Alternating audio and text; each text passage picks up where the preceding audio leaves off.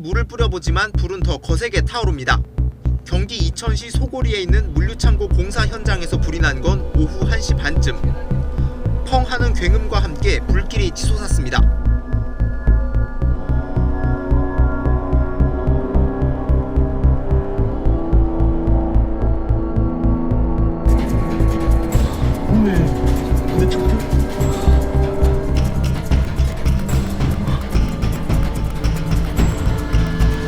당시 노동자들은 건물 4층에서 바닥 콘크리트 타설 작업을 하고 있었습니다.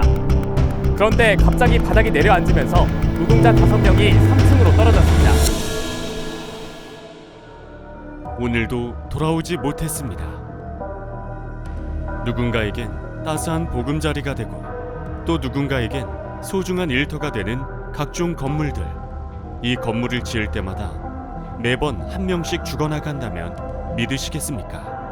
고용노동부가 발표한 자료를 보면 2021년 기준 건설 현장에서 산업재해로 사망한 노동자의 수는 417명이라고 합니다. 1년이 365일이니 하루에 대략 1.14명씩 목숨을 잃는 셈입니다. 매일 누군가 한 명은 확실하게 생을 마감하는 곳이 건설 현장입니다. 지난 10년의 통계를 살펴보면 문제는 더욱 심각합니다. 2011년부터 2021년까지 매년 400명에서 500명의 노동자가 건설 현장의 산업재해로 목숨을 잃었습니다. 건설 현장에서 벌어지는 참그, 하루 이틀 사이에 벌어진 일이 아니라는 겁니다. 건설 현장 사고로 목숨을 잃는 건 비단 건설 노동자만이 아닙니다. 지난해 6월 광주 학동 철거 건물 붕괴 사고는 다들 기억하실 겁니다. 재개발을 위해 철거 중이던 건물이 지나던 시내버스를 덮친 사고입니다. 이 사고로 버스에 타고 있던 시민 9명이 목숨을 잃고 8명이 중상을 입었습니다. 올해 1월 경기도 평택에서는 냉동창고 신축 공사 현장 화재 사고로 소방관 3명이 목숨을 잃었습니다. 하루에 한 명씩 억울한 죽음이 계속되는 건설 현장. 더 이상 다른 세상의 얘기가 아닙니다. 오늘도 목숨을 잃었을지 모를 건설 노동자 한 명은 한 가족의 생계를 책임지던 가장이었을지 모릅니다. 눈에 넣어도 아프지 않을 누군가의 아들이자 딸이었을지 모릅니다. 누군가에게는 둘도 없는 소중한 친구였을지 모릅니다. 그렇게 우리는 매년 500명을 떠나보내고 있습니다. 건설 현장 산업재해가 반복되는 이유. 건설 현장 사고, 왜 이렇게 반복되는 걸까요? 산업재해의 비극 뒤에는 건설사들의 욕심이 숨어 있습니다. 당장 공사비 몇 푼 아껴보자는 비용 절감, 무조건 빨리 짓고 보자는 속도전, 제대로 된 안전관리는 나몰라라 하는 관리 부실이 사고를 일으키고 있습니다. 올해 1월 전 국민을 경악하게 했던 광주 화정동 아이파크 아파트 붕괴 사고. 입주 일정을 맞춰야 한다는 이유로 겨울철 2-3주 동안 올려야 할 것을 4-5일에 한 층씩 쌓아 올린 것이 문제였습니다. 콘크리트가 충분한 붓기를 얻기 전에 지지대를 철거하면서 건물이 무너졌습니다.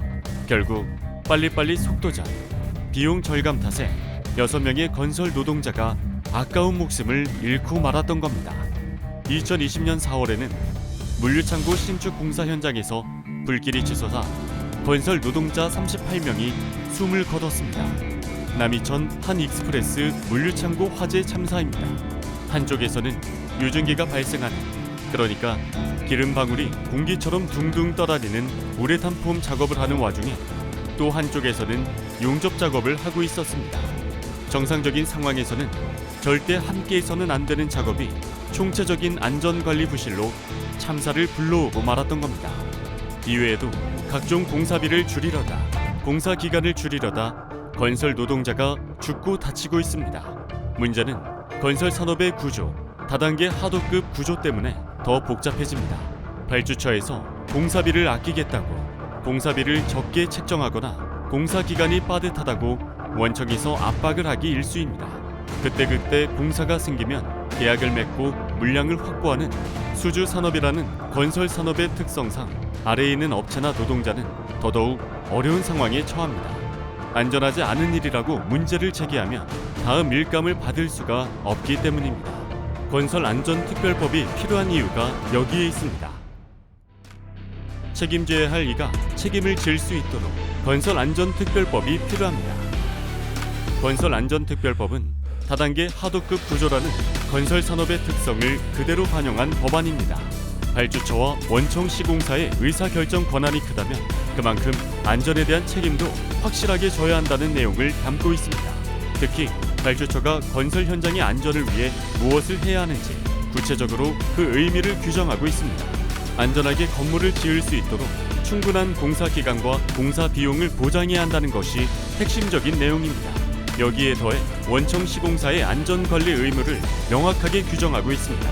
특히 위험 작업이 현장에서 동시 추진되지 않도록 해야 한다는 내용은 위험 작업을 동시 진행하다 38명이 한 익스프레스 화재 참사로 겪은 뼈아픈 교훈에서 나온 것입니다.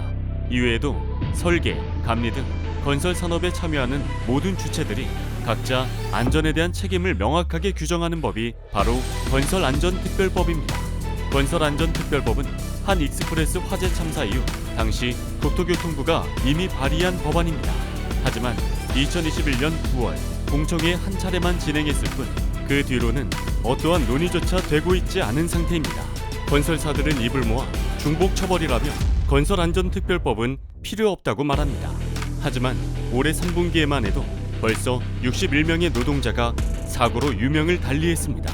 그중 시공능력평가 상위 100대 건설사 현장에서만 18분이 돌아가셨습니다. 작년 같은 기간 대비 50%나 늘어난 겁니다. 책임조차 지지 않는 건설사들이 법안에는 반대하고 있는 겁니다. 이런데도 건설사들 눈치만 봐서는 곤란하지 않겠습니까? 국회가 머뭇거리는 사이 광주에서는 아파트가 붕괴됐고 안성에서는 물류창고가 붕괴되어 건설 노동자들이 목숨을 잃었습니다. 또 수많은 건설 노동자들이 떨어져서 자재에 맞아서 다치고 죽어가고 있습니다. 사람이 살기 위해 집을 짓는 건설 현장이 사람을 죽이는 살인 현장이 되는 현실, 언제까지 바라만 보고 있어야 합니까?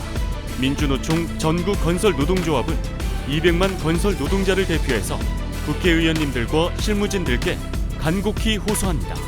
올해 정기국회 기간 중에 건설안전특별법 반드시 통과시켜 주십시오.